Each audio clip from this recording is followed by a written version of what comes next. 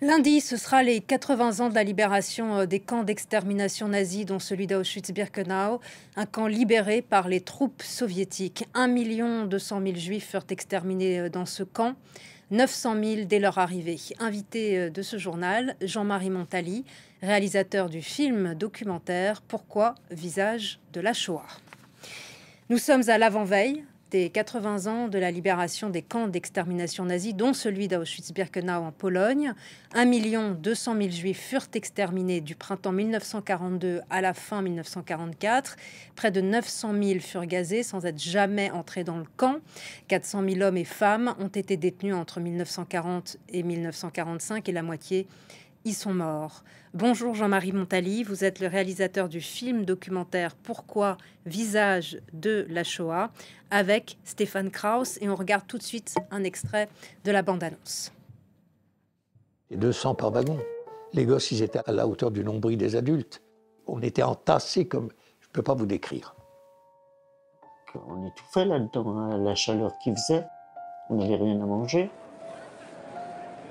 והמשפחה שלי הצליחה להגיע בחיים לאושוויץ. Vous savez, les morts là-bas, on les prenait dans une charrette, la tête elle pendait et les pieds de l'autre côté. Une fois déshabillés, on nous pousse dans la chambre à gaz.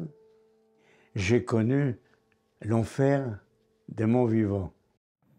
Jean-Marie Montali, merci d'être avec nous. Ce film donne la parole à 10 rescapés, 9 rescapés de la Shoah et cherche à répondre à la question pourquoi. Alors tout d'abord, pourquoi avez-vous fait ce film et comment l'avez-vous réalisé? Alors pourquoi? On vient de le dire d'abord parce que c'est le 80e anniversaire de la libération d'Auschwitz, mais c'est presque une raison secondaire. La principale raison, c'est que la mémoire de la Shoah se dilue dans le temps. On oublie la Shoah. Vous avez vu, les derniers sondages en France montrent qu'une majorité de jeunes ne sait pas très bien ce qu'est la Shoah, ni quand elle s'est déroulée. Donc cette mémoire se dilue dans le temps et dans l'indifférence.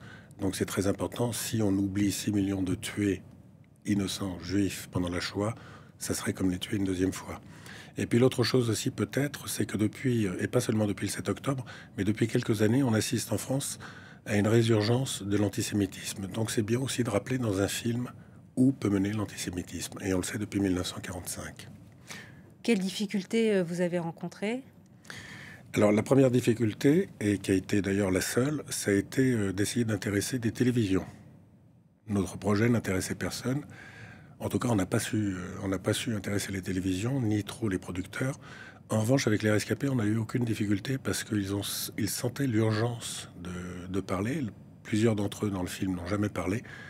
Ils parlent pour la première fois, et sans doute pour la première fois parce qu'ils savent évidemment qu'ils vont disparaître. Donc ils ont cet héritage à nous transmettre, puisque qu'on soit juif ou pas, nous sommes les héritiers de cette histoire. Et puis souvent, ce qu'on voit aussi, c'est qu'ils en ont fait la promesse à leurs proches, qui leur disent, si vous rentrez vivant, vous devez témoigner.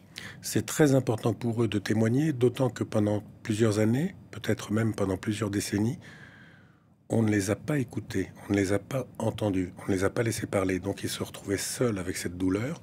Et depuis les années 80, effectivement, ils commencent à témoigner, puisque dans les années 80, vous le savez, il y a eu toute cette remise en cause de la Shoah. Donc ils ont voulu témoigner pour bien dire ce qui s'était passé dans les camps. Et votre question, votre documentaire pose tout d'abord la question, vous le disiez, de pourquoi l'antisémitisme, une question qui reste d'actualité aujourd'hui. Vous en avez parlé d'un mot. Oui, c'est une question d'actualité aujourd'hui, mais depuis quand même, en France en tout cas, et en Europe, depuis quelques années, l'actualité, enfin, c'est aussi une des raisons pour lesquelles on a fait ce film. C'est que vous vous souvenez, il y a quelques années, Madame Knoll s'était fait assassiner à Paris dans des conditions... Mireille Knoll, qui était une rescapée de la rafle du Veldiv, s'est fait assassiner dans des conditions épouvantables. Et le lendemain, une radio de grande écoute recensait le meurtre en disant finalement la communauté juive sous le choc. La communauté juive sous le choc. J'ai trouvé cette phrase terrible, puisque moi, n'appartenant pas à la communauté juive, j'étais aussi sous le choc. Donc l'antisémitisme en France existe, déclaré ou pas. Je vous rappelle qu'à Toulouse, on a fusillé des enfants parce qu'ils étaient juifs. Il y a eu les pères Cachère, il y a eu Madame Halimi, il y a eu Liane Halimi. Donc c'est très important. Oui, l'antisémitisme existe. La France n'est pas un pays antisémite, mais l'antisémitisme n'est jamais loin. Vous posez parfois dans ce film documentaire des questions qui ont l'air décalées. Par exemple, sur les convois en train, première et seconde classe, s'ils ont eu dans le camp un bon souvenir. Et la question la plus terrible que vous posez, c'est est-ce que vous avez le souvenir d'un geste d'humanité dans cet univers concentrationnaire? Oui, alors d'abord sur les questions un petit peu idiotes, on va dire le mot, qui sont est-ce que vous avez un bon souvenir à Auschwitz? Il faut quand même la poser cette question. Ou est-ce que vous voyagez en première classe ou deuxième classe? C'est que leur histoire est tellement, ils la vivent tellement, ils la connaissent tellement, qu'ils oublient parfois de préciser des petits détails que les plus jeunes peut-être ne savent pas. C'est pour ça que je leur posais cette question. Ensuite, quand on a posé la question à Denise, donc cette rescapée marseillaise, si elle avait Toros Marter, elle venait de nous raconter une histoire épouvantable, l'histoire de la mort d'un bébé jeté à la poubelle. Et je sentais qu'il fallait absolument qu'on change d'ambiance. Et aussi, je sais, pour avoir interviewé beaucoup de rescapés, que l'imagination et le rêve les aident à survivre. Et là, on voit bien, elle survit grâce au rêve et à l'imagination d'un festin imaginaire à Auschwitz avec 4 ou 5 de ses amis. Un réveillon, où elle est en robe de soie rose et ils vont manger du foie gras. En rêve, évidemment. En rêve, du foie gras, des huîtres, et ils font venir leur boyfriend. Voilà, Clark Gable. Clark Gable et un deuxième artiste américain, acteur américain. Donc, c'était aussi important de poser ces questions-là. Et sur l'humanité, il y a une chose qui est terrible, c'est qu'on a parlé très longtemps avec eux. Les interviews duraient très longtemps. Ça durait plusieurs heures, 5 heures, 6 heures, 7 heures. On pouvait revenir le lendemain, etc. Donc, il y avait 2 phases. La première phase, ils nous racontaient très froidement leur histoire, comme ils l'ont parfois raconté. Et donc, on les laissait parler, puis après, on les interrogeait vraiment. Et là, c'était très émouvant pour nous, parce que ces personnes très âgées, le plus jeune à 94 ans, sont redevenus les enfants qu'ils étaient il y a 80 ans, avec la fragilité des enfants. Alors, tout à l'heure, vous me parliez de difficultés. L'une des difficultés, par exemple, c'était de ne pas arrêter les interviews pour les prendre dans les bras et leur dire « Mais vous inquiétez pas, plus personne vous fera de mal. On va vous protéger. » Et donc, on les a interviewés comme ça très longtemps. Ils redevenaient des enfants. Et de façon dramatique, Léon Lenkovitch et Esther Seno disent qu'il n'y avait plus d'humanité non plus chez les déportés, car comme le dit Elie Wiesel, que vous citez, en quelques secondes, nous avions cessé d'être des hommes. La machine concentrationnaire nazie était vraiment au point pour déshumaniser les Juifs dès avant d'ailleurs la déportation. Ça commençait dans les ghettos, ça commençait par le marquage des Juifs, en France notamment. À partir en 40 avec le statut du Juif. Avec le statut des Juifs. Et puis, quand on arrive, l'univers concentré, imaginez, vous arrivez à Auschwitz, on est dans une planète, c'est une autre planète. C'est un monde complètement déshumanisé, absurde, où la vie ne tient qu'à un fil. On ne sait pas, d'ailleurs, un des rescapés nous le dit, la question n'était pas de savoir si on allait vivre le lendemain, la question était de savoir si on allait vivre l'heure d'après. Et Esther et Léon l'expliquent bien aussi, en disant on voyait tellement de morts autour de nous que finalement, ça faisait partie de notre quotidien. Et c'est peut-être ça, le désespoir le plus absolu, c'est quand on sait que la vie, finalement, n'a pas d'avenir, on va mourir. Donc, il y a quelque chose qui est terrible avec Esther. Vous savez, ces gens ont vécu Auschwitz, on présente souvent les Juifs comme des victimes. Vous savez, les victimes de la Shoah. En réalité, vous savez, pour traverser cet enfer, en sortir vivant, aussi beau qu'ils le sont aujourd'hui, il ne faut pas être une victime, il faut être un vrai guerrier. Et ils se sont tous accrochés à la vie. Et on voit aussi qu'en fait, le fait qu'il y ait eu un processus de déshumanisation, ça anesthésie aussi. Ils sont comme, parce qu'elle dit à un moment donné, je ne sais pas si on peut avoir encore des sentiments. Alors, elle pense que de toute façon, on le voit très clairement, tous le disent. Hein, Léon le dit, Joseph le dit, même s'il n'était pas à Auschwitz. Esther le dit, tous le disent. C'est-à-dire qu'ils sont concentrés de toute leur force et de toute leur âme à leur propre survie. Et que le moindre effort et que la moindre pitié, c'est un signe de faiblesse dans un univers qui ne supporte pas la faiblesse.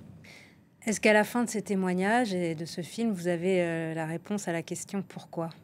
Non, bien sûr, il peut pas. Non, et heureusement d'ailleurs, il n'y a pas de pourquoi. Il n'y a pas de pourquoi à l'inexplicable et à l'intolérable. Il n'y a pas de pourquoi.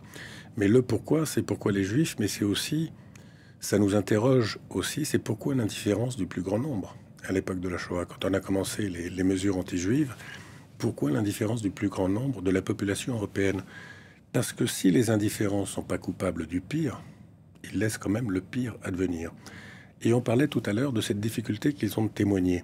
Cette indifférence, on l'a retrouvée aussi en 1945, quand ils sont rentrés des camps. on se fichait pas mal de leurs malheurs. Moi j'avais eu mes malheurs. J'avais les restrictions alimentaires, j'ai eu faim, les fenêtres de mon appartement ont été brisées par un bombardement, ma maison peut-être s'est écroulée, alors les malheurs des Juifs, c'est autre chose. Et oui, donc il y a le « je ne suis pas concerné », l'égoïsme primaire. Oui. Il y a la banalité du mal, comme le disait Oui. Hannah Arendt. Oui. Et il y a aussi ce que vous dites, l'obéissance, la peur. Alors il y a l'obéissance, la peur, la servilité.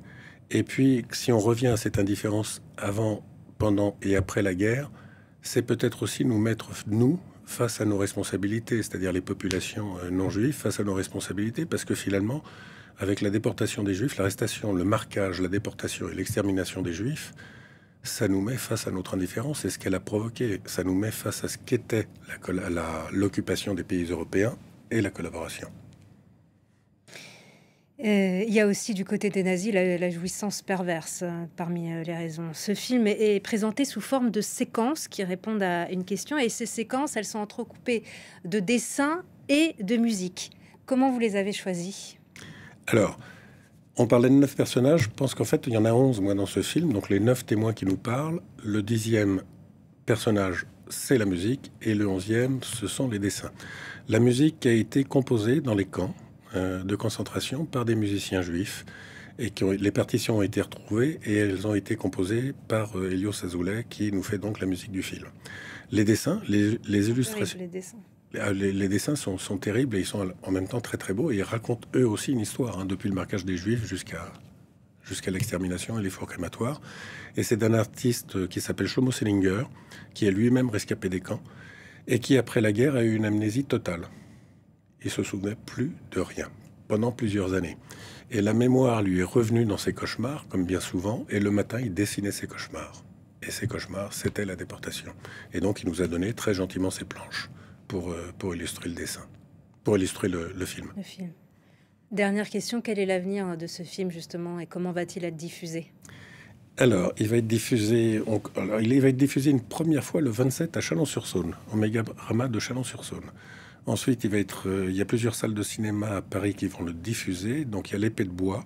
Le 30 janvier. Le 30 janvier, avec 20 un heures. débat à 20h. Il y aura, et puis plusieurs séances plus tard, toujours à l'Épée de bois. Il y a le Chaplin. Le 6 février. Le 6 février, pareil, avec un débat. Et il y a le 11 février, le Pâté à Levallois, où là viendront des rescapés et Charlotte Rampling qui a accepté de faire... la voix du film. Qui fait la voix du film. Il ne sera pas diffusé dans les classes? Alors, plusieurs écoles nous ont déjà contactés pour nous demander de le diffuser, donc on accepte évidemment, immédiatement. Et puis des associations aussi à Paris et en région. Merci beaucoup Jean-Marie Montali. C'est moi qui vous remercie. Merci. Merci. Infiniment. Et c'est la fin de ce journal. Merci à vous tous de votre attention. L'information continue sur France 24, en français, en anglais, en arabe et en espagnol.